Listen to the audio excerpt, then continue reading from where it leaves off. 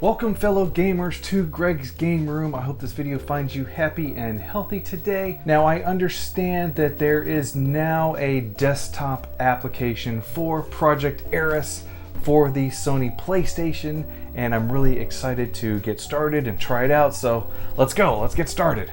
Okay, so the first thing we're going to do is go to modmyclassic.com, and then we're going to scroll down here to where it says Project Eris.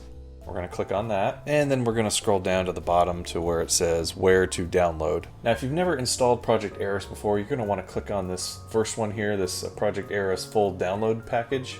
But I'm going to show you how to upgrade your Project Eris if you've already installed it on your PlayStation Classic.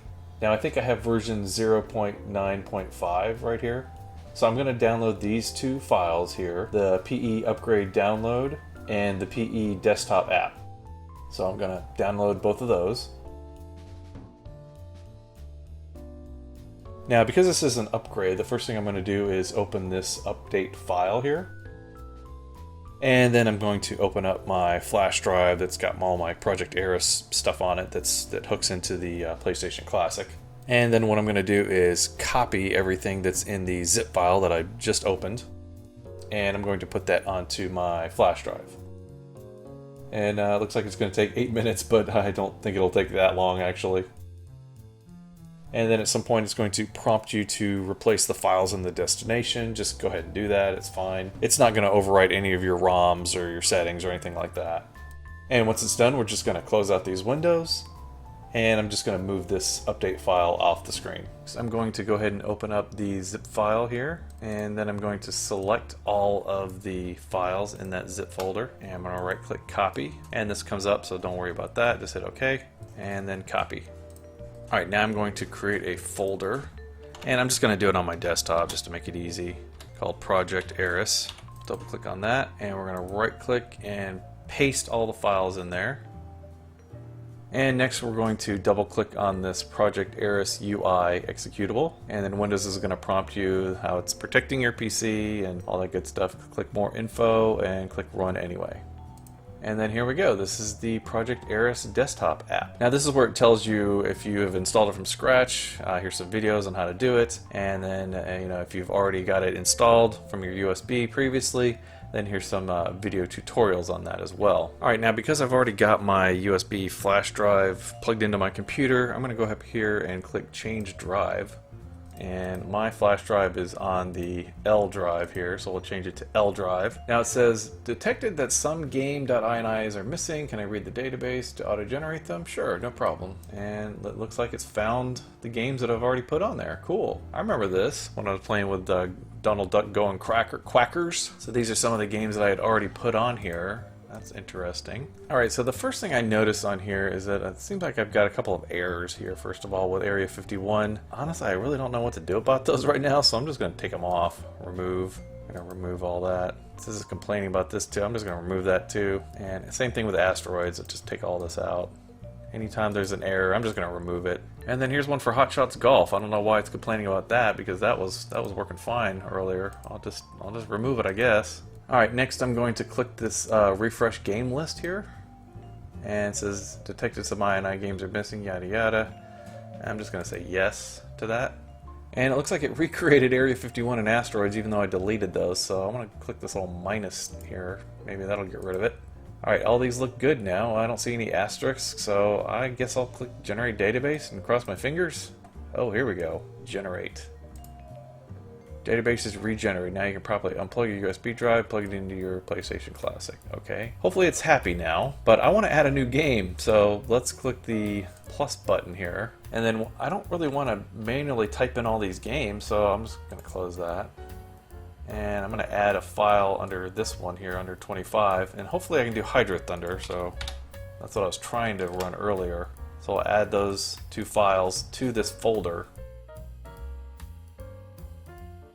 Alright, now once we've got our game in there, it's blank obviously, but what you can see is the files are actually in that folder that's just not assigned a name yet. So I'm going to go here to Edit Game and Box Art, and then I have to type in Hydro Thunder down here for it to find it. So I'll click Search, and it sees these two Hydro Thunders, and then I'm going to double click on the Hydro Thunder USA, And then after I do that, you'll see where it's brought in all this information here. I'm going to click this arrow here to bring over all the data of the game into the INI file. And then I'm going to move over the image file here. Now there's two buttons here for this image file thing, but they don't seem to do anything different. One of them says it's for keeping the aspect ratio and the other one's for just copying the picture, but it looks the same to me. So then I'll click Save As here, and it's saying Save As this SLUS. I guess that's like an index number for this particular game. Go ahead and save that. And then I'm going to back out of this. And then I notice it says at least one Q file doesn't match the disk parameter in game INI. I've tried this a couple times. I thought maybe renaming this PNG to the Hydro Thunder would fix it, but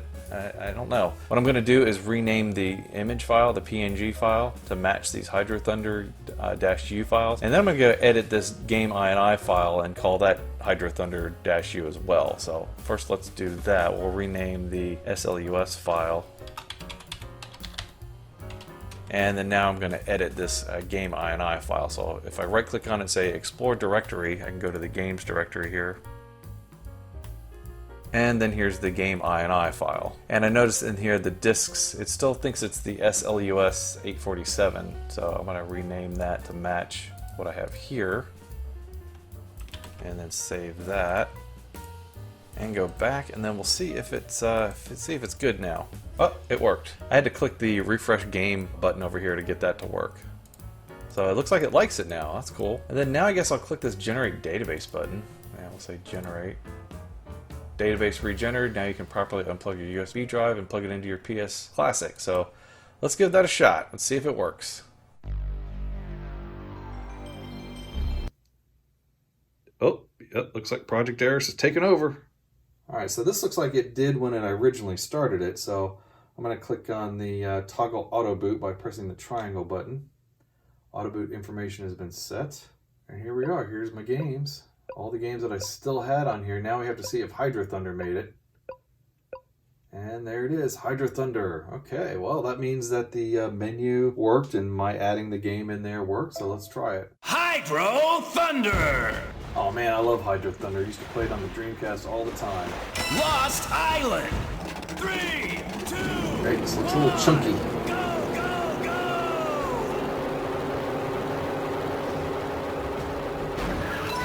Not bad though, it's not too bad. Alright, we're jumping out of that. Yeah, it saved a resume point for me. I see that all of the other games are still here. The original games that are part of the PlayStation Classic are here.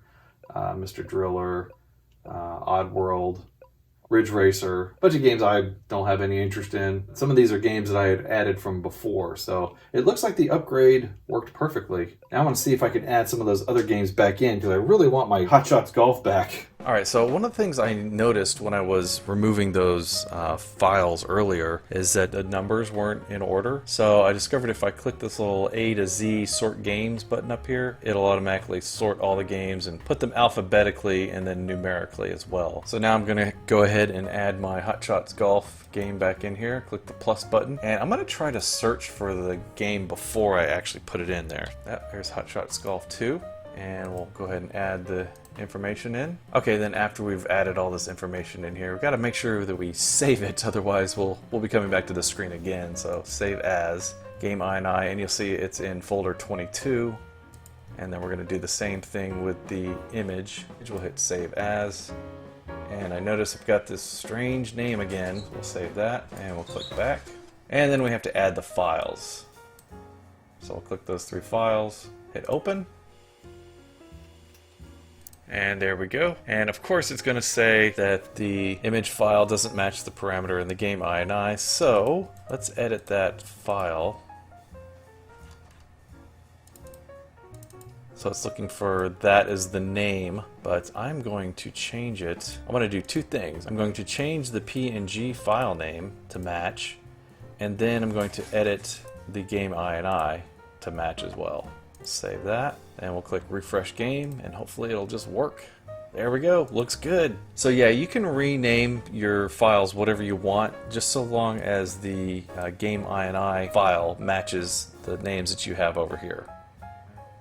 and it should be good to go. I shouldn't have to sync it or anything like that. Just take my flash card out, just take it over to the PlayStation Classic. Before I do that, I want to jump over here to the tools menu here, and there's this thing called Themes Cloud. So I was just curious what that was all about, and it looks like I can add different themes here if I want. There's one called Cerulean, PCS Anniversary, PCS Darkening, Retrowave, and I have no idea how to pronounce that. Yasui Japan or something like that. And if I scroll down, it kind of gives you a sample of what it looks like. I'm going to try this one called Retrowave. So I'm going to click download, and we'll see if it downloads and installs automatically. That would be nice. Alright, well that took quite a few minutes to download, but it looks like it's done.